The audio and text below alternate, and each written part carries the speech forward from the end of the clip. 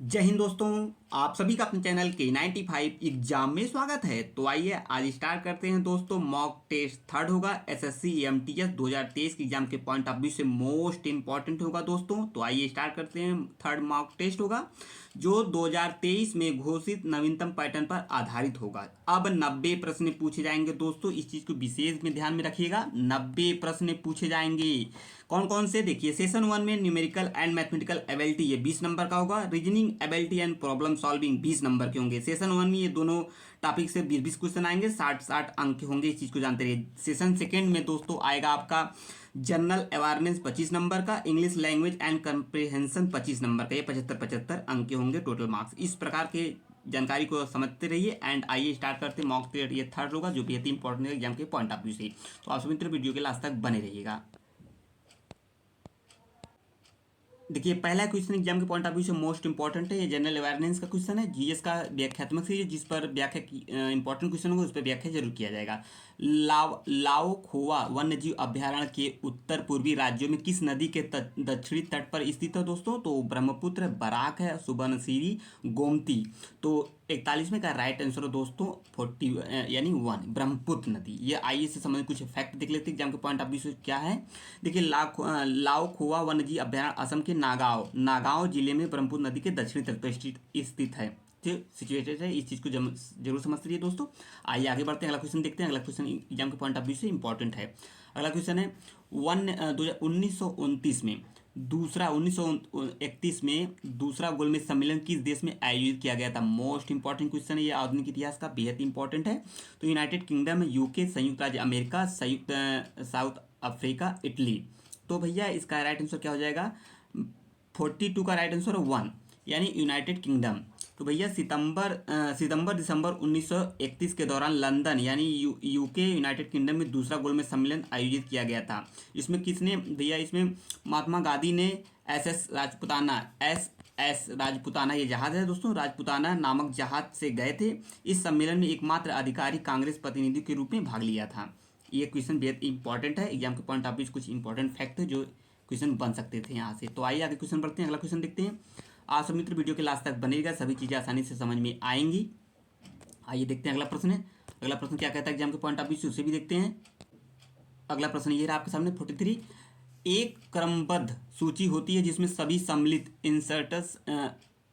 इंसर्टेशन और विलोपन डिलीटेशन एक सिरे पर क्या किए जाते हैं? स्टैक, फ्रंट एंड क्यू या रियर। तो 43 का राइट आंसर दोस्तों हो जाएगा 1 आपका किया जाता है 1 यानी स्टैक किए जाते हैं दोस्तों।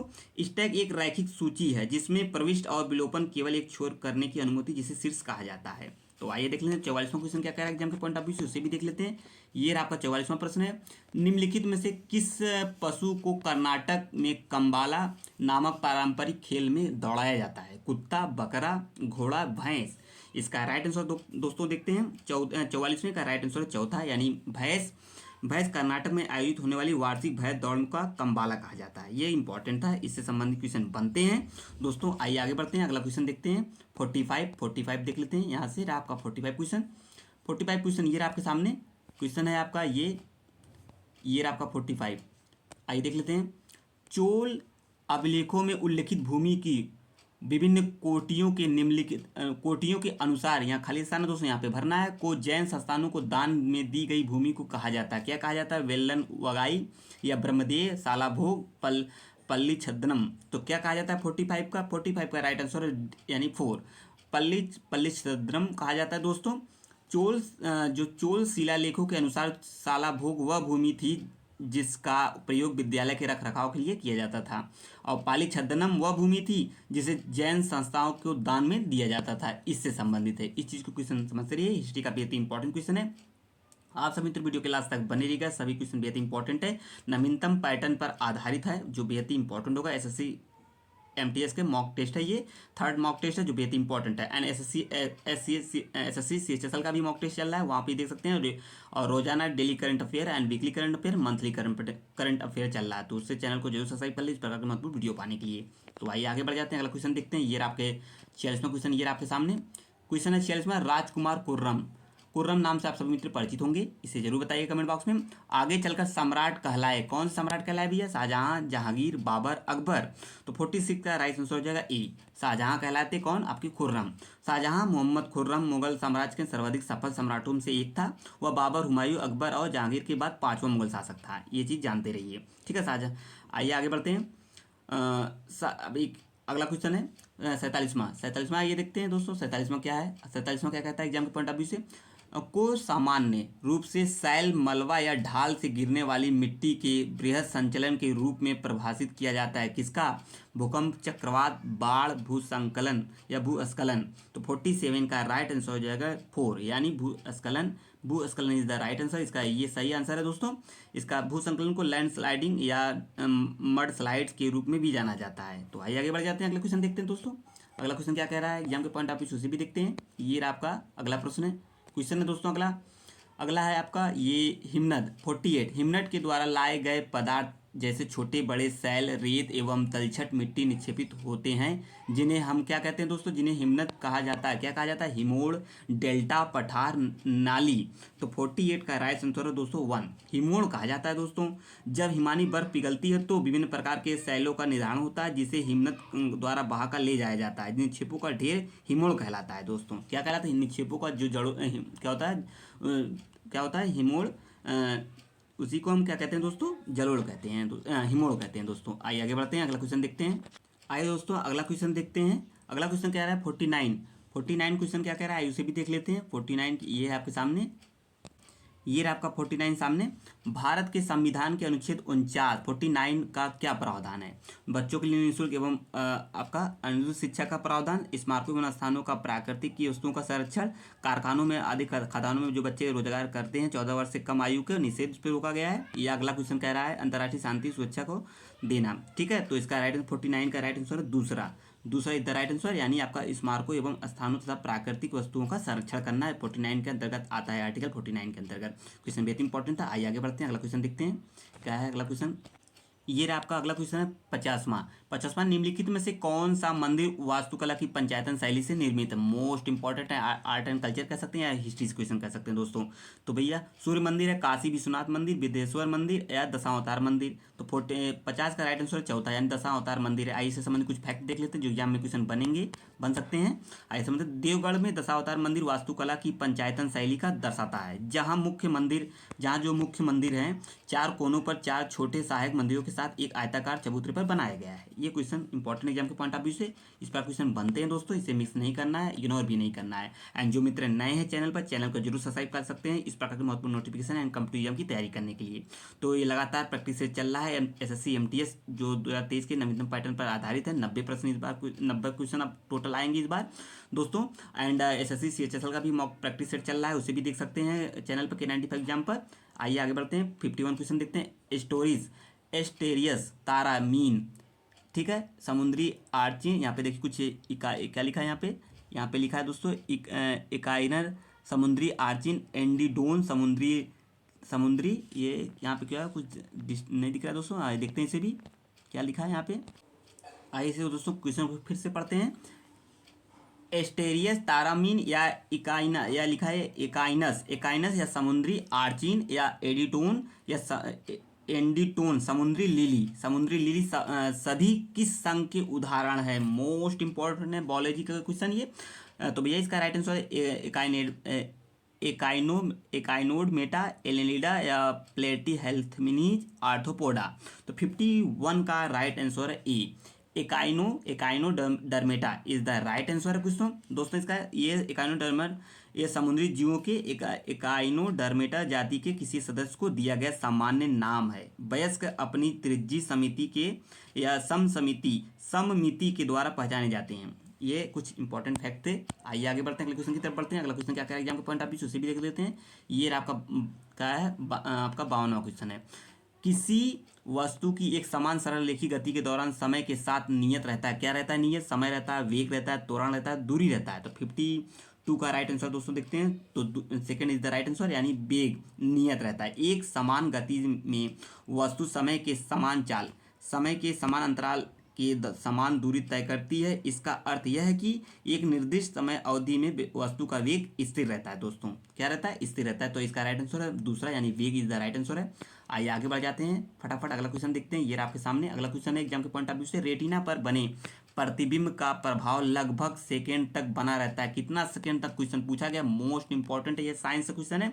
1/10वां भाग, 1/8वां भाग, 1/16वां भाग, 1/5वां भाग। तो 53 का राइट आंसर दोस्तों क्या हो जाएगा? 53 का राइट आंसर है थर्ड, यानी 1/16वां भाग उसका सेकंड बना रहता है। उसका क्या? रेटिना इमेज बना रहता है। यहाँ पे रेटिना पर, यहाँ पे ये भरा जाएगा दोस्तों। रेटिना पर चित्र का प्रभाव सेकंड के लगभग 116वें 1/16वें भाग तक बना रहता है। यह विशेषता दृश्य की दृढ़ता कहलाती है।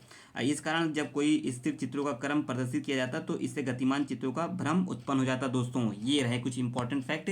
एंड आइए देख लेते हैं, आइए आगे बढ़ते हैं। अगला क्वेश्चन क्या कह रहा है एग्जाम के पॉइंट ऑफ व्यू से भी देखते हैं। अगला क्वेश्चन क्या है एग्जाम के पॉइंट ऑफ व्यू से मोस्ट इंपॉर्टेंट होगा। आइए देखते हैं अगला क्वेश्चन। आइए अगला प्रश्न देखते हैं दोस्तों। अगला प्रश्न क्या है? 54वां कह रहा है माइक्रोसॉफ्ट वर्ड में हमें चुने गए पैराग्राफ को बाईं ओर खिसकाने की अनुमति देता है। क्या देता है दोस्तों? डिक्रीज इंडेट, इंक्रीज इंडेट, दोगुना इंडेट, एकल इंडेट। तो इसका राइट आंसर दोस्तों क्या हो जाएगा? ये देख सकते हैं इसका ऑप्शन, चारों ऑप्शन में राइट आंसर दोस्तों क्या होगा? इसका राइट आंसर हो जाएगा 54 का 54 का राइट आंसर दोस्तों 1 इज द राइट आंसर। डिक्रीज इंडेट के नाम से जाना जाता है। तो आइए आगे बढ़ते हैं, अगला क्वेश्चन देखते हैं। अगला क्वेश्चन क्या कह रहा है एग्जाम के पॉइंट ऑफ व्यू से? ये आपका अगला प्रश्न है। अगला प्रश्न है 55वां। मुगल दरबार के वृतांत किस भाषा में लिखे गए थे? मोस्ट इंपॉर्टेंट है हिस्ट्री का क्वेश्चन। संस्कृत, हिंदी, फारसी, उर्दू। तो इसका राइट आंसर है 55 का थर्ड, यानी फारसी भाषा में लिखे गए थे। मुगल दरबार इतिहासकार फारसी में लिखते थे। दिल्ली के सुल्तानों के तहत यह अदालत की भाषा और साहित्यिक लेखन के रूप में विकसित हुई है। ठीक है दोस्तों, आइए आगे बढ़ते हैं, अगला क्वेश्चन देख लेते हैं। ये आपका अगला प्रश्न है। अगला प्रश्न है निम्नलिखित प्रमुख नेताओं में से किसने citizen Delhi my life book है दोस्तों, बुक से क्वेश्चन अवश्य एग्जाम में आते हैं और दिवस से एक क्वेश्चन अवश्य आते हैं। माई लाइफ माई टाइम पुस्तक लिखी है, किसने लिखी है? अरविंद केजरीवाल, अरुण जेटली, हर्षवर्धन, शीला दीक्षित। 56 का राइट आंसर दोस्तों हो जाएगा डी इज द, यानी चौथा is the right answer, Sheila Dikshit ने लिखा है। आइए आगे बढ़ते हैं, अगला क्वेश्चन देखते हैं। ये आपका अगला प्रश्न है। अगला प्रश्न है कुछ जीव तापमानों के कम परास चरम सहन कर सकते हैं और उसमें खूब बढ़ते हैं। क्या बढ़ते हैं दोस्तों? यहाँ खाली स्थान पर बढ़ना है। परासरणी, पृथुता जापी या तनुतापी उष्ण जली। तो दोस्तों 57 का राइट आंसर है थर्ड, तनुतापी ये बढ़ जाता है, यानी स्टेनोथर्म एक प्रजाति या सजीव जीव है जो केवल एक न्यूनतम तापमान पर जीवित रहता है दोस्तों। आइए आगे बढ़ते हैं, अगला क्वेश्चन देखते हैं। अगला ये प्रश्न है आपके सामने 58 निम्न में से कौन 40 year with Abdul Kalam untold story 40 year with Abdul Kalam untold story नामक पुस्तक के लेखक है? देखिए दूसरी क्वेश्चन है बुक से संबंधित। चेतन भगत, वाई.एस. राजन, सरबजीत सिंह या शिव थानु पिल्लई। तो भैया 58 का राइट आंसर है दोस्तों चौथा है, यानी Shiv Thanu Pillai is the right answer है। आइए आगे बढ़ते हैं, अगला क्वेश्चन देखते हैं। अगला क्वेश्चन एग्जाम के पॉइंट ऑफ व्यू से मोस्ट इंपॉर्टेंट होगा। निम्नलिखित में से किस राज्य में गहीर माथा या कह सकते हैं दोस्तों गहीर माथा समुद्री अभ्यारण्य नामक एक समुद्री अभ्यारण्य स्थित है? तो 59 का राइट आंसर दोस्तों हो जाएगा थर्ड, यानी उड़ीसा में स्थित है। तो आइए आगे बढ़ते हैं दोस्तों, अगला क्वेश्चन देखते हैं। जो मित्र नए चैनल को जरूर सब्सक्राइब कर सकते हैं। इस प्रकार महत्वपूर्ण क्वेश्चन पाने के लिए कंपटीशन की तैयारी कर रहे हैं तो आप सभी मित्र चैनल को जरूर सब्सक्राइब कर सकते हैं। अगला है MS ऑफिस सॉफ्टवेयर में काम करते समय आप पिछले कार्य को पूर्ववत अनडू करने के लिए यूएस कीबोर्ड लेआउट पर निम्नलिखित में से कौन सी कमांड देंगे दोस्तों? ये कंप्यूटर संबंधित है, क्वेश्चन इंपॉर्टेंट भी है और repeated and bar bar question पूछा भी गया है। 60 में का राइट आंसर है चौथा, ये कंट्रोल जेड कर देते हैं दोस्तों, ये हो जाएगा आपका हो जाता है अंडू। ठीक है, तो आइए आगे बढ़ जाते हैं, अगला क्वेश्चन देखते हैं। 61 में का राइट आंसर क्या है? मत्तनचेरी पैलेस कहाँ स्थित है दोस्तों? पश्चिम बंगाल, केरल, राजस्थान, कर्नाटक। तो 61 का राइट आंसर दोस्तों दूसरा, यानी केरल में स्थित है। कहाँ स्थित है? तो केरल में स्थित है दोस्तों। आइए आगे बढ़ते हैं, अगला क्वेश्चन देखते हैं। अगला क्वेश्चन क्या है एग्जाम के पॉइंट ऑफ व्यू से?